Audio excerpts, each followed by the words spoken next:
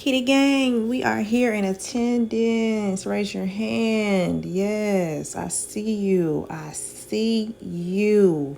We are in episode 18, and we're gonna dive into this whole car era, the vehicle era, the vehicle maintenance, the vehicle. We're gonna have a little chit chat real quick. I don't know if y'all was in attendance of our new president inauguration speech. I did catch bits and pieces of it. Let me just say that I am in favor and proud that I will not be mandated to get an electric car.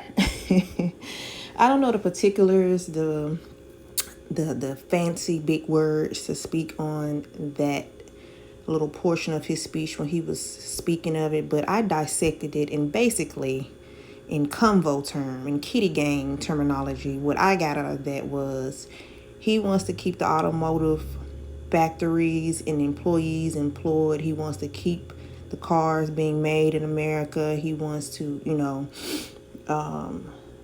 keep the fuel being primarily, the source for vehicles and not going full-blown electric, which is what I'm assuming Elon wanted. I don't know. I kind of had an eyebrow raised when he spoke on that because I was actually shocked, being that Elon is working beside him now in the White House. What I forget what title he gave him, but anywho, I was so proud to hear that because I've had my concerns about where we were going when it comes to transportation in America. And real quick story time. So I remember my birthday 2022, like pre-celebration. I actually celebrated that year. I started celebrating my birthday in like October, because I remember specifically I rented out a loft in Key Biscayne.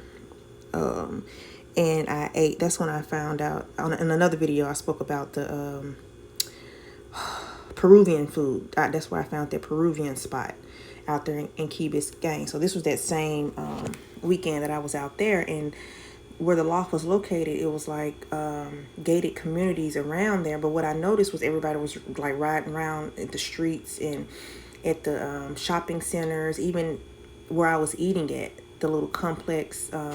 It's like a little shopping center basically, but just think of it on a more high-end upscale level shopping center where they had restaurants and different shops and things like that, and people were pulling up in their golf carts.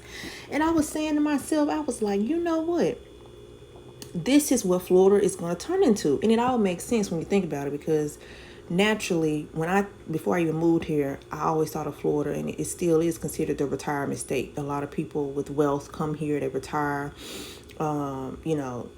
People have been here before. I just automatically think of wealthy and retirement and playing golf all day. Like, I don't know if that's a good thing or a bad thing, but that's what I think about when I initially thought of Florida, right? So when I saw that, I was like, you know what? I bet they've been doing this. I bet this is going to become the norm. Okay, boom. So then fast forward later on that year, I ended up going, a friend girl I met through the hair industry.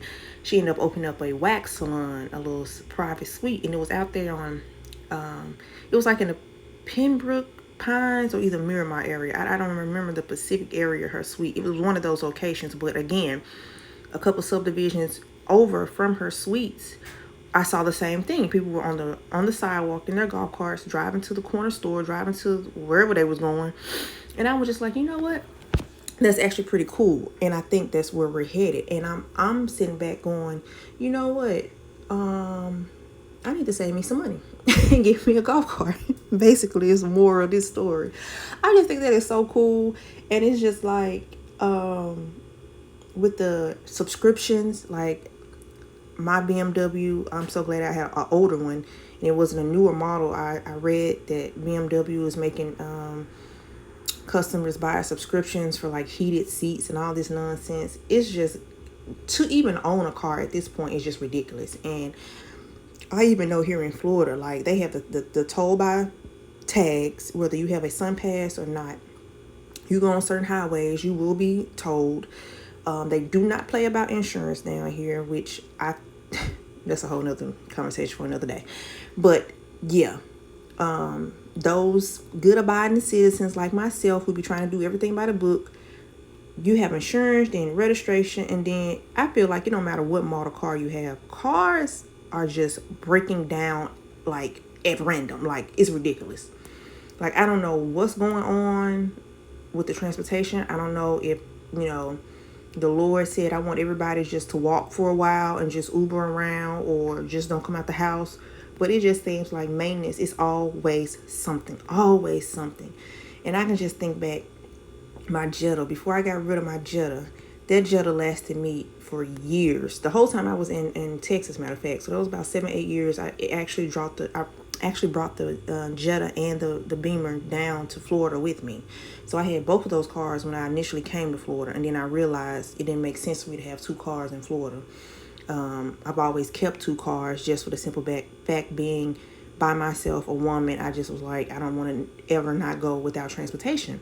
And I've always lived in the outskirts of wherever I'm staying, so there's no like buses running where I was staying in Texas, So anywho, when I brought both of those cars down to Florida, like 3 months in, the transmission started slipping on the Volkswagen, so I got rid of it. But let me tell you, that car, those parts are so expensive. BMWs just break down. It seemed like every little thing on my BMW. And as I started learning more about them, learning that these parts are all plastic. And I'm just like, as much as I'm paying for this car, why are these parts plastic? I need them made of gold and emeralds. Do you hear me? I need every coil to be wrapped in pearls the way I'm spending money. Like, I know somebody understand what I'm going through. So, anywho, I had started looking when I had my business. I actually was going to make my first purchase through my business. I was, looking into that, and I was going to get a Tesla. And if you know anything about, business tax and how to file and all this, I was teaching myself all this on my own. So in my head, I was like, okay, I could take this opportunity and get my dream car, which has always been a G-Wagon, but I do not like Mercedes-Benzes. The G-Wagon is the only, I don't know, it's just the only car, truck that they've ever made that I just had to have. As a little girl, I've been wanting a G-Wagon. So on the business aspect, I was like, you know what? No, let me get a Tesla. And I started looking into Teslas and all that. And then it was just something just did not sit right with me. And I was just like, you know what? I don't think I want an electric car. And it's so funny. When I stayed in Palm Beach, my 2-bedroom condo right off the Intercoastal, that's all you saw was Teslas over there. Like, they had the charging stations in the garage, all of that. And one of my neighbors actually let me see hers. And she was telling me about all the features and how cool it was. And, and I just was like, yeah, but I don't know.